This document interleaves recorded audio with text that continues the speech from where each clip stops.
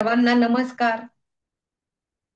कुंडली मंथन आणि भाग्योदय ज्योतिष यांच्यातर्फे विविध विषयांवरील अ, निरनिराळे विषय, निरनिराळे वक्ते हे आम्ही घेऊन येतच असतो. ते आपल्याला आवडतच आहे. आपल्या रिस्पॉन्स मधून ते समजतच आहे.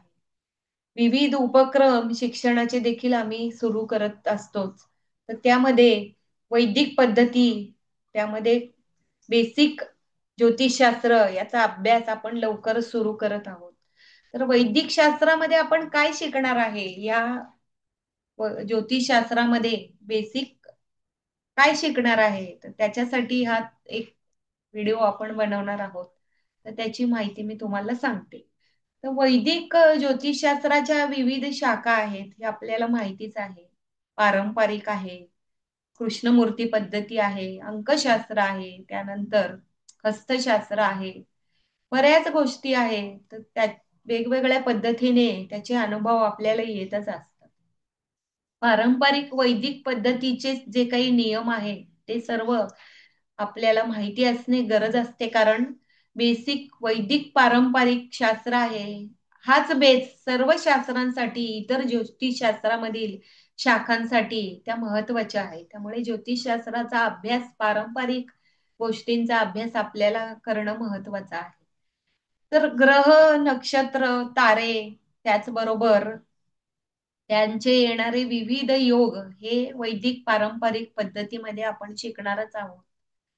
तर ज्योतिषशास्त्र हे सूर्य आणि चंद्र यांच्या भोवती अवलंबून असतं. तर आपण लहानपणी भूगोलामध्ये शिकलेलो आहोत. सूर्य हा आपल्याला ऊर्जा देणारा ग्रह आहे. चंद्र हा त्याचा अ, ग्रह उपग्रह आहे, जो पृथ्वीभोवती फिरत असतो. सूर्यामुळे आपल्याला दिवस-रात्र होतच असतात. चंद्रामुळे आपल्याला ऋतू होताना दिसतात. ह्या सर्व गोष्टी आपण भूगोलामध्ये लहानपणी शिकलेलेच आहात. पण एक ज्योतिषी म्हणून आपण या सूर्य आणि चंद्राच्या गती अभ्यासणे महत्त्वाचे आहे. कारण ज्योतिषशास्त्रामध्ये सूर्य म्हणजे काय? तर सूर्य म्हणजे आत्मा आहे. आपण जे आपला जो जन्म झालेला आहे, तर आत्मा आणि मन यांच्याशी बांधील आहे. तर आत्मा म्हणजे रवी आणि सूर्य, तर मन म्हणजे काय? तर चंद्र आहे. हा रवी आहे, तो आत्म्याचा कारक ग्रह आहे. त्याचबरोबर पित्याचा कारक ग्रह देखील समजला गेलेला आहे. आपल्या आयुष्यामध्ये येणाऱ्या मानप्रतिष्ठा आहे, सत्ता आहे, परिश्रम आहे, आशा अपेक्षा आहे, त्या कोण पूर्ण करणार आहे? तर तो रवीच पूर्ण करणार आहे. त्यानंतर आपलं जे तरल मन आहे, तर त्याचा कारक हा चंद्र आहे. सर्व गोष्टी आत्मा आणि मन याच्या भोवती फिरत असतात. ही जी काही मानसिक आंदोलनं आपल्यामध्ये चालू असतात, तर ही चंद्रामुळे असतात. त्याचबरोबर चंद्र हा सूर्य हा पिता आहे, तर चंद्र ही माता समजली जाते. त्यामुळे आईचा कारक ग्रह हा चंद्र आहे. आणि या सूर्य-चंद्रामुळेच आपल्याला पृथ्वीवर भरती, ओहोटी या गोष्टी आपल्याला पाहायला मिळतात. तर साधारण 500 वर्षापूर्वी या गोष्टी सर्व शास्त्रज्ञांनी क्लिअर केलेल्या आहेत. ही जी काही कॉस्मिक एनर्जी आहे, या कॉस्मिक एनर्जीमुळे सूर्य या पृथ्वीवर वेगवेगळी वादळ म्हणा किंवा नैसर्गिक आपत्ती आहेत, त्या या कॉस्मिक सूर्याच्या या कॉस्मिक एनर्जीमुळेच येताना दिसतात. तर हे शास्त्रज्ञांनी सिद्ध केलेलं आहे. त्याचबरोबर सूर्य आपल्याला महत्वाचा आहे. आपल्याला ऊर्जा देणार आहे. आपण जे अन्न खातो ते सूर्यामुळे मिळणार आहे. तर त्यासाठी सूर्य महत्वाचा. त्यानंतर चंद्र आहे. तर सूर्याने ज्या काही वस्तू दिल्या आहेत, तर त्याला रस प्रदान करण्याचं काम कोण करतं? तर तो चंद्र करतो. त्याचबरोबर समुद्राला जी येणारी भरती आणि ओहोटी आहे, तर ही देखील चंद्रावर अवलंबून आहे. तर पृथ्वीवर 65% पाण्याचे आहेत. त्यामुळे चंद्राचा या 65% पाण्यावर अवलंब तर असतोच. त्याचबरोबर आपले शरीर देखील हे 70% पाण्याने भरलेलं आहे. त्यामुळे मानसिक मनावर जी काही आंदोलने होतात, तर ही या चंद्रामुळे होताना दिसतात. कारण आपल्या शरीरामध्ये 60-70% जे काही आहे, ते पाणी आहे. आणि आपण जाणतोच, की पौर्णिमेला भरती येते. समुद्राला देखील पौर्णिमेला भरती येते, हे आपण पाहतो आणि अमावस्येला ओहोटी येताना दिसते. त्याचप्रमाणे एखाद्या व्यक्तीची किंवा मानवाची जी काही मानसिक आंदोलने आहेत, ती बघा अमावस्या आणि पौर्णिमेच्या वेळेला वेगवेगळी आपल्याला पाहायला मिळतात. म्हणून सूर्य आणि चंद्र हे महत्त्वाचे आहेत. पृथ्वीवर या 2 ग्रहांचा महत्त्वाचा वाटा आहे. त्याचबरोबर ज्योतिषशास्त्रानुसार देखील आत्मा आणि मन या गोष्टी महत्त्वाच्या आहेत आणि त्यानंतरच बाकीचे ग्रह येणार आहेत. म्हणूनच हे ज्योतिषशास्त्र या रवी, चंद्र याचबरोबर मंगळ आहे, बुध आहे, गुरु आहे, शुक्र आहे, शनी, राहू, केतू यांच्यावर अवलंबून आहे. तर ह्या ग्रहांचा अभ्यास आपण या पहिल्या भागामध्ये निश्चितच करणार आहोत. आपले शरीर हे पंचमहाभूतात्मक आहे. तर ग्रह देखील या पंचमहाभूतांची तत्वे आपल्याला जाणवून देतात. ती कसे काय? तर रवी म्हणजे अग्नितत्व आपल्यामध्ये असणारे अग्नितत्व आहे ते रवी आणि मंगळामुळे आहे. त्याचबरोबर जलतत्व जे आहे ते चंद्र आणि शुक्र या ग्रहांवर अवलंबून असते. त्यानंतर बुध हा पृथ्वी तत्वाचा आहे. वायू तत्वाचा शनी आहे. त्यानंतर आपल्यामध्ये जे काही वात दोष आहे, तर ते शनीमुळे येताना दिसतात. म्हणून हे पंचमहाभूतात्मक हे शरीर आहे. या ग्रहांवरच आपल्याला अवलंबून पाहायला मिळतं. मंगळ जो पराक्रमाचा ग्रह किंवा ग्रहमालेचा जो सेनापती आहे, तो हा मंगळ आहे. आपल्या शरीरामध्ये, धमन्यामध्ये येणारा उत्साह, ऊर्जा किंवा रक्त शरीरातील हे मंगळावर अवलंबून आहे. म्हणूनच हे पंचमहाभूतात्मक तत्व ही सप्तग्रहांवर अवलंबून आहे. हे जे काही 9 ग्रह आहेत, राहू आणि केतू आहेत, ते पाप बिंदू असे म्हटले जातात.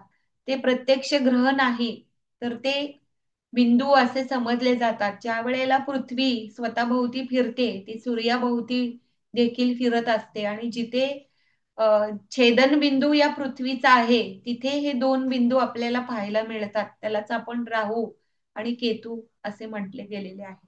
आणि ही राहू आणि केतू सध्याच्या काळात 21सावं शतक आहे. सध्याच्या काळात राहू आणि केतूच हे 2 ग्रह कलियुगाचे ग्रह समजले गेलेले आहेत. कारण मानवाच्या जन्माला आपण आलेलो आहोत. इथे वेळोवेळी पदी स्पर्धा आपल्याला पाहायला मिळते. आणि या स्पर्धात्मक युगामध्ये आपल्याला जर टिकून राहायचे असेल, तर तिथे साम, दाम, दंड, भेद, नीती याचा आपण वापर करणार आहे आणि ते कोण करायला लावणार आहे? तर ते ही राहू आणि केतू आपल्याला करायला लावणार आहे. म्हणूनच 12 राशी, 9 ग्रह, त्याचबरोबर 27 नक्षत्र हेच जे काही आहे, तर हेच सर्व ज्योतिषशास्त्र आहे. तर त्याचा भाग आपण या पहिल्या भागामध्ये निश्चितच त्यांचा विचार करणार आहोत. बारीक-सारीक गोष्टी आहेत ते शिकणार आहोत. आपल्या चर राशी, स्थिर राशी आणि द्विस्वभाव राशी ह्या आपल्याला माहिती आहे. तर चर राशींचा स्वभाव असतो तो चंचल असतो. अस्थिरता त्यांच्यामध्ये दिसून येते. तर ह्या कोणत्या राशी आहे तेच आपण या ज्योतिषशास्त्राच्या अभ्यासातून जाणून घेणार आहोत. त्याचबरोबर स्थिर राशी आहे, तर त्यांना निश्चितच स्थिरता आवडते. वारंवार होणारे बदल हे त्यांना आवडत नाहीत. तर त्यासाठी स्थिर राशींचा अभ्यास आपण निश्चितच करणार आहोत या भागामध्ये. त्याचबरोबर काही राशी असतात जे द्विस्वभाव असतात. अर्धे-अर्धे गुण या दोन्ही राशींचे घेऊन आलेले असतात. तर त्या राशी आहेत मिथुन, कन्या, धनु आणि मीन. या राशी जलतत्वाच्या या राशी आहेत, तर द्विस्वभाव राशी समजल्या जातात. तर यांच्या मनामध्ये प्रचंड खळबळ सुरू असते. तर त्यांचा स्वभाव गुणधर्म हा कशामुळे आलेला आहे? तर हे आपण या भागामध्ये निश्चितच जाणून घेणार आहोत. त्यानंतर आहे 27 नक्षत्र आहेत. प्रत्येक राशी आहेत 12 राशी. तर या 12 राशींचा स्वभाव गुणधर्म कसा असतो? काही राशी मंगळाच्या आहेत, तर ते निश्चितच धाडसी, पराक्रमी, महत्वाकांक्षी स्वभावाच्या आहेत. आपल्याला माहिती आहे मेष राशी, वृश्चिक राशी या मंगळाच्या राशी आहेत. तर त्यांचे स्वभाव गुणधर्म, त्यांचं डिटेल अभ्यास हे या भागामध्ये आपल्याला निश्चितच अभ्यास करायला मिळणार आहे. काही राशी प्रत्येक ग्रहाला 2-2 राशी दिलेल्या आहेत आणि रवी आणि कर्क यांना 1-1 राशी आहे. सिंह राशी रवीची आणि कर्क राशी चंद्राची हे आपण जाणतोच. तर या राशीमध्ये देखील विविध प्रकार आहेत. तर त्याचा डिटेल अभ्यास आपल्याला या भागामध्ये करायला मिळणार आहे. त्याचबरोबर 27 नक्षत्र आहेत. तर साधारण ही 27 नक्षत्र देखील प्रत्येक ग्रहांची 3 नक्षत्रे असतात. तर ती कशा पद्धतीने आलेली आहेत आणि त्यांचा गुणधर्म कशा पद्धतीने आपल्याला पाहायला मिळतो. तर याचा अभ्यास आपण या नक्षत्रानुसार या ज्योतिषशास्त्राचा अभ्यास करताना निश्चितच जाणून घेणार आहोत. ज्योतिषशास्त्र म्हणजे काय? तर तर्कशास्त्र आहे. तर अंधश्रद्धा न बाळगता त्याचा विचार आपण जर केला, श्रद्धा ठेवून उपाय उपासना केल्या, तर निश्चितच आपल्याला त्याचे रिझल्ट येताना दिसतात. त्याचा अभ्यास आपण कशा पद्धतीने करायचा, तर त्यासाठी उपाय उपासना ही देखील इतर लोकांना सांगणे महत्त्वाची आहे. तर ती कशा पद्धतीने सांगायची आणि कशा पद्धतीने लोक अवलंबन करतील आणि त्यातून त्यांना रिझल्ट प्राप्त करतील, हे देखील शिकणे महत्त्वाचे आहे. तर ते देखील हे ज्योतिषशास्त्रानुसार, वैदिक अभ्यासानुसारच आपल्याला सांगता येताना दिसते. त्याचबरोबर विविध रत्न आहेत. प्रत्येक ग्रहांची वेगवेगळी रत्ने दिलेली आहेत. एखादा ग्रह आपल्या पत्रिकेमध्ये जर कमजोर झाला आहे किंवा निर्बल झालेला आहे, हे कधी म्हणू शकतो, की ज्यावेळेला त्याची पत्रिकेतील परिस्थिती आपल्याला पाहता येते आणि त्यानुसारच आपण त्या ग्रहांची रत्ने सुचवता येतात. तर ही रत्ने म्हणजे काय आहे? तर ही रत्ने एक विविध प्रकारची वैश्विक ऊर्जा किंवा वैश्विक स्पंदने देताना दिसतात. तर जी आपल्यामध्ये कमी आहेत, तर त्यानुसार रत्न वैश्विक ऊर्जा आपल्याला देणार आहे आणि आपल्या ज्या कमतरता आहेत, त्या भरून काढणार आहेत. म्हणून प्रत्येकाने कुठले रत्न वापरायचे, कुठले रत्न आपल्याला सुचवता येईल, तर याचा अभ्यास देखील या वैदिक ज्योतिष पद्धतीनेच आपल्याला निश्चित करता येतो. इतरांचे देखील मार्गदर्शन करता येते. तर ह्या सर्व गोष्टींचा अभ्यास आपण या बेसिक ज्योतिषशास्त्रामध्ये शिकणारच आहोत. नक्षत्र हा भाग खूप मोठा आहे. साधारण एक थिसिस बनेल असा नक्षत्राचा भाग आहे. त्याचबरोबर ग्रह, राशी यांचा देखील वेगवेगळा मोठाच भाग आहे. हा एका दिवसाच्या अभ्यासाने शिकणारा भाग नाहीये. तर साधारण 12-15 एक तप आपल्याला या ज्योतिषशास्त्राच्या अभ्यासासाठी द्यावं लागतं. तर कुठे थोडंसं आपण त्यातलं ग्रहण करू शकतो, असं म्हणता येईल. साधारण मराठी भाषा जशी वळते, तसंच ज्योतिषशास्त्र आपल्याला मराठीच्या व्याकरणासारखं वळताना दिसतं.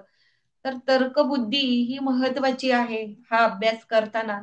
आणि सर्वात महत्वाचे म्हणजे काय आहे, तर आपली नीती जर स्वच्छ असेल, गुरूचा आशीर्वाद पाठीशी असेल, तर निश्चितच आपल्याला सर्व प्रकारचे लाभ या ज्योतिषशास्त्रामध्ये निश्चितच करता येतात.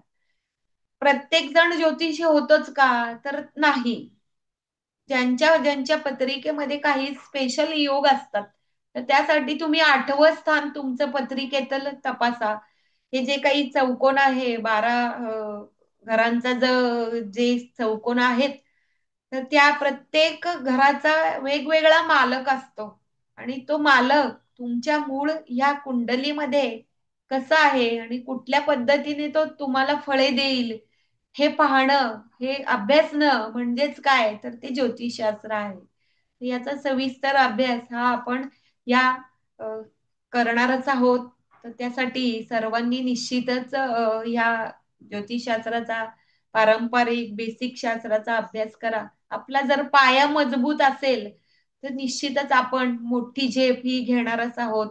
आणि सर्वात महत्त्वाचे म्हणजे काय, तर सचोटी आणि व्यवस्थितपणे ज्ञान संपादन करणे आणि त्याचा योग्य पद्धतीने वापर करणे हे महत्त्वाचे आहे. नाहीतर उडत-उडत 6 महिन्यात इकडचे तिकडचे नोट्स गोळा केले आणि इकडे-तिकडे पाठवले. आता आजकाल आपल्याला पाहायला मिळतात विद्यार्थी, आमचेच विद्यार्थी आहेत, जे एखादा क्लास करतात आणि मग नंतर आम्हाला सगळं आलं असं जाहीर करतात. पण ते तसं नसतं. साधारण 1 तप, 2 तप काम करणारे लोक आहेत इथे आणि हे शास्त्र आहे, की हे 1 दिवसाच्या अभ्यासाने तुम्हाला आलं असं नाहीये. तर ह्याला सचोटी, चिवटपणा ह्या गोष्टी महत्त्वाच्या आहेत. त्याचबरोबर गुरुचा आशीर्वाद महत्त्वाचा आहे. त्यामुळं गुरु करणं हे महत्त्वाचं आहे. त्याचबरोबर उपासना ही महत्त्वाची आहे. एखादा ज्योतिषी आहे म्हणजे सत्याची बाजू आणि त्यानुसार न्याय या गोष्टी त्याच्याकडे हव्या असतात. तर त्या दृष्टीनेच त्याला अभ्यास करावा लागतो. गुरुच्या आशीर्वादासाठी, तो प्राप्त होण्यासाठी गुरुची उपासना देखील करावी लागते. तर ह्या गोष्टी ह्या शास्त्र शिकण्यासाठी महत्त्वाच्या आहेत. या सर्व तुम्हाला शिकवायला मला निश्चितच आवडेल आणि तुम्हाला देखील ग्रहण करायला त्या आवडतीलच. निश्चितच लवकरात लवकर आपण क्लास करूया. तर सर्वांनी हा क्लास जॉइन करावा अशी विनंती मी करते. धन्यवाद.